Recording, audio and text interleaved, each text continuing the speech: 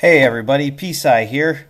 Just wanted to do a quick deck profile for my Monarch deck that took first place in a small tournament I had yesterday. There were three other players, so we got to play everybody once, and I went completely undefeated. I didn't even lose one duel. So I just wanted to do a quick deck profile. It's just your regular Monarchs. It's up to date with the current ban list, so I run one either. But before I continue, this is a budget deck. Like, I did not spend a lot of money on this. Like, I just went the cheapest route possible, but it still works phenomenally. And I'll explain the duels at the end. So I won one either. It's limited to one. People at the tournament were saying, you know, Monarchs got hit pretty hard. And it's like, well, you'll see. So she's at one, but that's fine. You just basically use three of the king, Erebus. Basically, what either does is she lets you pitch two of your Monarch spell and trap cards, and then special summon a monster, a Monarch basically, from your deck to the field. I don't have Karaz, the one that is normally summoned by either, so I just normally summon a regular tribute summon monster and then tribute it the next turn. But basically, Karaz is able to pop things when it comes out in the field, when it's special or normal summoned. All the monsters I have in this deck are basically just like tribute summon monsters, but you'll see some of the combos later on. Erebus, it's just like Ether. You can pitch two of your spell and trap cards, except you don't get the special summon one. You can take one of your cards from your opponent's graveyard, field, or random card from their hand and then shuffle it into the deck. That is absolutely broken and it should be stopped. But that's neither here nor there. Alright, next, the Squires. I run 3 Yugioh and 2 Yugiohs. I didn't want to dish out the extra money for the third Yugiohs, but this actually runs fine. I want to see Yugioh as much as possible. It lets me special summon the smaller, the other one, Yugiohs, and this gives me an extra tribute summon. And I also run one of the Garum.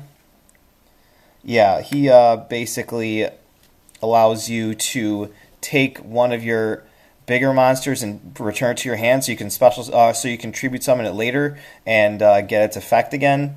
And when it is tributed, you get to take an Yugioh from your deck and put it in your hand. So that's nice too. I will probably cite it out eventually. I didn't need to in the matches that I had. Alright, then for the Mega Monarchs, I have Ryza and Mobius. Mobius is just for 3 spell and trap removals, and then Ryza is pretty broken. You get one from either grave and one from the field, and then you put it on top of the deck in any order. That can really slow down your opponent. I did end up citing out Mobius, but I'll talk about that a little bit later. Next, we got just the regular 2400, 1000 defense ones. I've got a little Ryza, which just takes one card from the field and puts it on top of the deck. Still broken. This one is a surprise to a lot of people because not a lot of people run this. It does fit the requirements for the Monarch because it has 2400 attack and 1000 defense. But it's basically just a beater that has piercing. So when you're facing like Paleozoics, that's always good because they're going to be spamming all of their low defense position monsters in defense position, low defense monsters in defense position. So you just attack and then they take 24, and if you have Domain on the field, that's 32 right to the face. So that ends pretty quickly. Then I run 2 Caius, the little one. So basically you summon him and he gets to banish one, any card. And if it's a dark monster by chance, they take 1000. Alright, here's basically the MVP of the deck. I don't have enough money for Vanity's Fiend, but Majesty's Fiend is basically just as good, if not better in a lot of situations, because it completely shuts down a lot of decks. Basically most decks, even this deck, because it basically stops your opponent from using monster effects at all, like activating them. Obviously, effects that are just, part of their being, like it doesn't make Chaos Max not indestructible, but like it stops everything else from activating. So I did end up citing out a Mobius and then something else, and I was running 3 of these, but I'll talk about that later. So that's all for the monsters. For the spells and traps, I run 3 Tenacity. This is your Searcher. You can only use it once per turn. There's a lot of strategies with this. I mean, this is definitely a thinking deck. So, I don't know. I'd probably have to make an entire other video on what you can do with this. But basically, you reveal one Monarch in your hand, and you can search for any Monarch card. So running 3 is absolutely necessary. 3 Domains. This is what makes it a domain deck, basically. Domain Monarchs.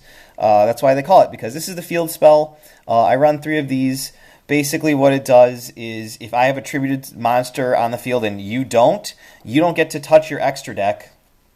And whenever I attack with a tribute summoned monster, it gains 800 attack for the damage step.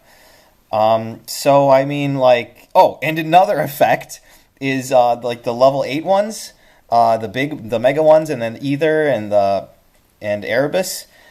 Once per turn, you can change those into a level 6 in your hand, so they only need 1 tribute in order to get them out on the field, which is really good too. Alright, then the other stuff that got hit. These are both at 1. Stormforth is like a soul exchange, but beefed up. Basically, you can tribute your opponent's monster, so obviously it doesn't target because you're treating it as your own monster. So they brought this down from 3 to 1. And then also, Pantheism of the Monarchs is down at 1, so I want to run only 1 of it. You can activate it in your hand by pitching 1 Monarch spell or trap card, and then you can draw 2, but that's not really the good effect of this. You can banish this from the graveyard, and then look in your deck for 3 spell and trap cards that are, what's it called, Monarch, and then add it to your hand. So that's a +1 right there. So usually I just send this to the grave with Ether or Erebus in order to get their effects off, and then I immediately pitch it to the banish zone so that I can use that effect. And then also it runs really well with Yugioh, because when Yugioh goes to the grave, it doesn't even need to be tributed. It can go straight from the deck to the grave. When it's sent to the graveyard, you get a banished spell or trap card that has Monarch in its name to your hand, which is really awesome. So that cycles really fast. So that's basically one of the most broken cards in the deck. And then some of the other ones that I just run 1 of standardly is just Reinforcement of the Army. This is for Yugioh. I want Yugioh as fast as possible, so this basically adds another Yugioh to my deck. So basically I'm running 4 unless my opponent has something to stop spells, which I've seen actually. 1 for 1. This is also to get Yugioh out as quickly as possible. A really cool combo is you can activate 1 for 1 and then use it to summon Yugioh, which allows you to special summon from your deck an Yugioh. Yugioh gives you an extra tribute summon, which means you can have your normal summon and a tribute summon. So first turn, you can easily get out an Erebus if you have Domain in your hand with this, and then another tribute summon monster as well, to maybe even 2 Erebuses if you play your cards right, because you can tribute the Erebus that you summoned the first time around for itself, because it only needs 1 tribute summon monster, and then you can take, on your very first turn, you can take 2 cards from your opponent's hand and shuffle them back into the deck. So they're starting off with 4 on their first turn, which is pretty awesome. This deck runs a lot of different types of monsters, so when you pull this, you can activate it right away during your main phase 1 at the start of it. You don't get your battle phase that turn, but I think shuffling 3 of your monster cards back into your deck and then drawing 2, so you're basically plussing 1 and then cycling some of your monsters back from the grave, basically the little ones, so you can get them back out again and tribute them again, is like totally worth skipping your battle phase for. I would run Allure of Darkness, but like I said, this is budget, so I basically replaced Allure of Darkness with Pot of Dichotomy, and I actually used it twice in the tournament yesterday, and it helped a lot, because +1ing is good no matter what. Next, 2 more of the Monarch cards, Return and March. March prevents your opponent from, or well, any card from basically targeting or destroying your tribute summon monsters, which is amazing. I cited in another one from my side deck for one of my matches that I had with someone that was targeting all my creatures. And then return, every time you tribute summon, you get another Monarch from your deck. So that just keeps your engine going and going and going. I actually sided another one of these in as well.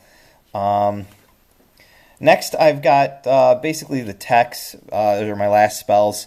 I would run Twin Twister and Regeki, but this is a budget deck, so I'm not going to do that. These are just as good. They do help. You know what Mystical Space Typhoon does. MST, you get to destroy one of your opponent's spell or trap cards, or even yours, if you want. I can tell you about that a little bit later. And then Dark Hole. Most of the times when I use Dark Hole, my opponent, or my field is clear anyway. If I don't have any monsters, this is basically a Regeki anyway. That's why it's limited to 2. I only run 1. I do also run 1 in the side deck just in case. But that's it for the spells. Now for the traps. I run 3 Prime standard, but I did end up siding this out for my last match. I sided out 1 because I was seeing Prime too much.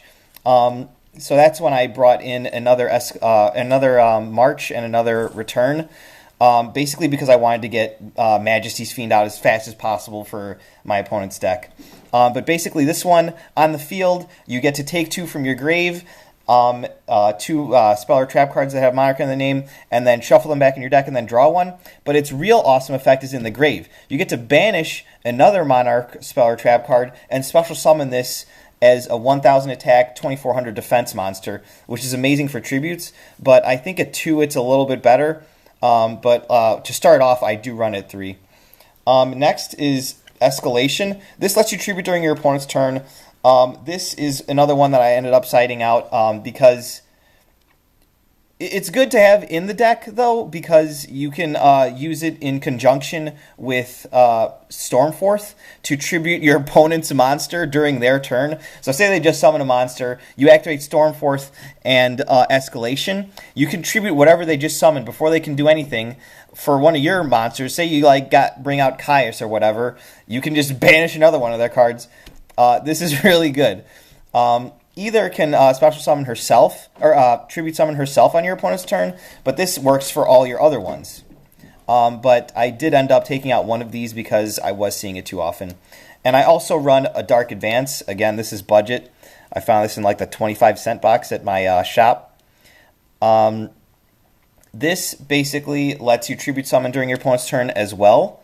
And you can even use it during the battle phase or main phase 1 or anything really. Actually, only during your opponent's turn, I believe. But basically, you grab one from your graveyard, a Monarch, and then you can immediately tribute summon it. This also works in conjunction with Stormforth if you have it on the field. And then finally, I got my last 2 tech cards. I mean, Strike would be nice, but I think Solemn Warning, which is at 1, and Bottomless Trap Hole, which is also at 1, are amazing. These just stop my opponent so bad.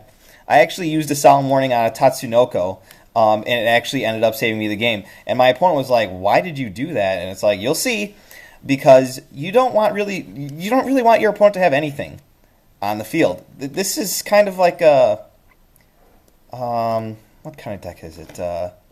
Basically, where it manipulates your opponent. It's a control deck, I feel, and it just pluses left and right. And basically, you just want to stop your opponent from playing Yu-Gi-Oh, which is kind of a meme now because I hear everybody saying it. But Bottomless is at 1, Solemn Warning is at 1, so you can only run one of those. But these are absolutely broken. And I totally understand why they are at 1. This one, the monster hits the field, and then you just banish it.